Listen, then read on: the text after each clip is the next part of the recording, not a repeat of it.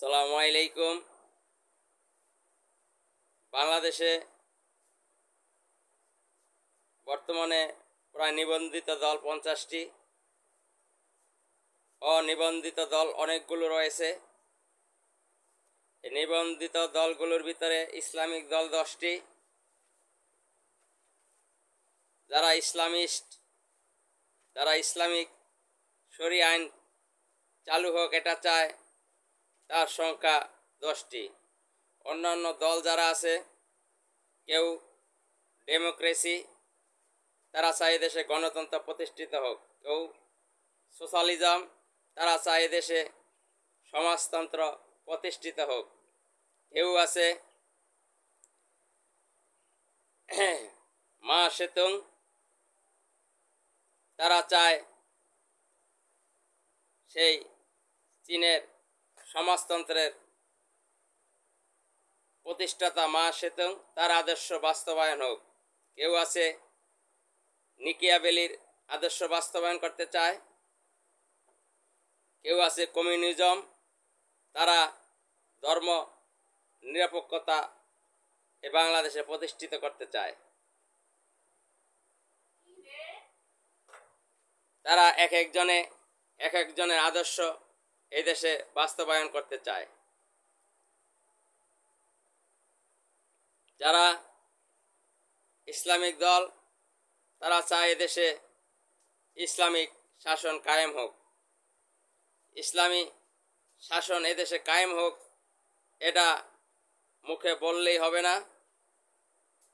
এর জন্য চেষ্টা করতে হবে, কাজ করতে হবে, মানুষের দ্বারে দ্বারে ইসলামের দাওয়াত পৌঁছে দিতে হবে। কারণ বাংলাদেশে 92% মুসলমান আমরা কিন্তু অনেকে হুজ্জুকে বাঙালি আমরা রাজনীতি করি, তারা সবাই এদেশের ইতিহাস জানি না।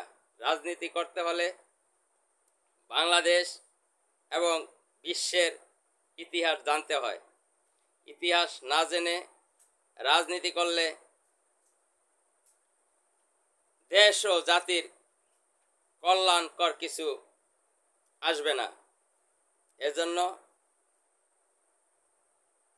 ইসলাম দেশ ও মানবতার কল্যাণের জন্য রাজনীতি করতে হলে আগে স্টাডি করতে হয়। স্টাডি ছাড়া যদি রাজনীতি করা হয়, তাহলে নিজেও কিছু জানতে পারবে না, জাতিকেও কিছু দিতে পারবে না। এজন্য ইসলামের ইতিহাস জানতে হবে, গণতন্ত্রের ইতিহাস জানতে হবে, সমাজতন্ত্রের ইতিহাস জানতে হবে, ধর্ম নিরপেক্ষতাবাদের ইতিহাস জানতে হবে, বহির্বিশ্বের ইতিহাস জানতে হবে, আপনি যেই দলই করেন না কেন।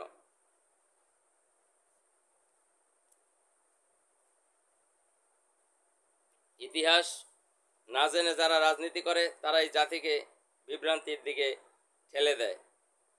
আমরা যারা রাজনৈতিক দলের নেতাকর্মী আছি, বেশিরভাগের লোকই ইতিহাস জানে না। তারা হুজ্জুকে বাঙালি, শেখ মুজিবুর রহমান যেমন বলেছিলেন, তোমাদের যার যা কিছু আসে সব কিছু নিয়ে ঝাঁপিয়ে পড়ো। তারা অন্ধবিশ্বাসে তখন যার যা কিছু ছিল সব কিছু নিয়ে ঝাঁপিয়ে পড়েছিল। এটা হলো অন্ধবিশ্বাস। অন্ধবিশ্বাসে কোনো কিছু করা যাবে না, ভালো করে জেনে শুনে তারপরে করতে হবে। সেই আয়ামে জাহিলিয়াতের যুগ থেকে এখন পর্যন্ত এই পৃথিবীতে যারা আছে সকলেই এর ভিতরেই মতানৈক্যতা থাকবে। মতানৈক্যতা থাকা মানেই একে অপরকে হত্যা করতে হবে এরকম নয়, একে অপরকে গালিগালাজ করতে হবে এরকম নয়, একে অপরের প্রতি উৎসাহ রটাইতে হবে, জিনিসটা এরকম নয়। মতাদর্শের লোক থাকবেই, যে যার যার থেকে তার মতাদর্শ বাস্তবায়ন করতে চাবে, এটাই নিয়ম। এটা আপনি আমি বলে কাউকে বন্ধ করতে পারবো না। যে যার যার মতাদর্শ বাস্তবায়ন করতে চাইবে।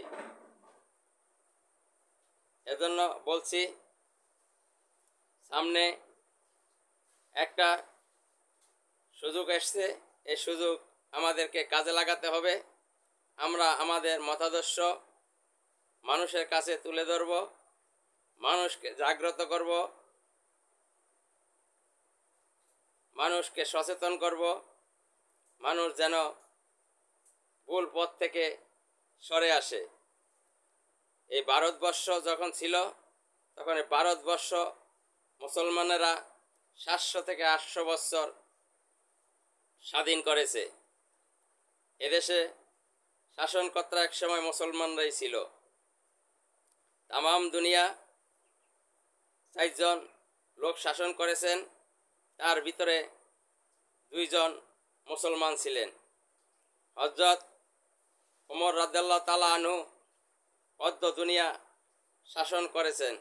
হযরত ওমর রাদিয়াল্লাহু তাআলা আনহুর সময় ন্যায় বিচার ছিল, ইনসাফ প্রতিষ্ঠিত হয়েছিল, সাম্য, মানবিক মর্যাদা, সামাজিক ন্যায় বিচার ছিল।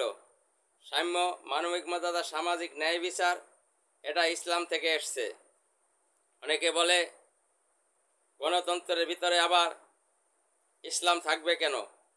গণতন্ত্রের ভিতরে যদি সোশ্যালিজম থাকতে পারে, ক্যাপিটালিজম থাকতে পারে, এখানে যদি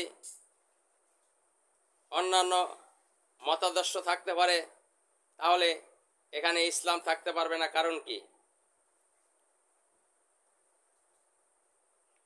সবাই মিলেই রাজনীতি করবে, যার যার অধিকার সে আদায় করবে, এটাই নিয়ম।